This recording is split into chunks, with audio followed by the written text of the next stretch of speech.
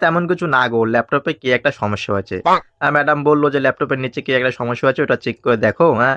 আমি একটু check up করে দেখছিলাম যে কি একটা সমস্যা হয়েছে নিচে।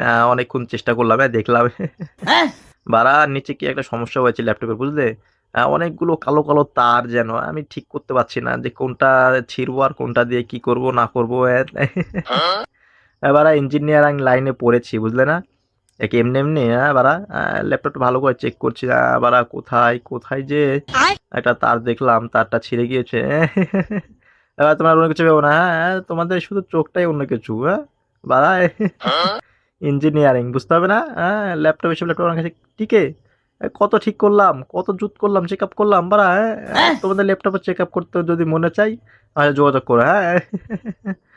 বাড়া তারটা লাগাতে হবে, হ্যাঁ? খুব জঙ্গল ল্যাপটপের ভিতরে।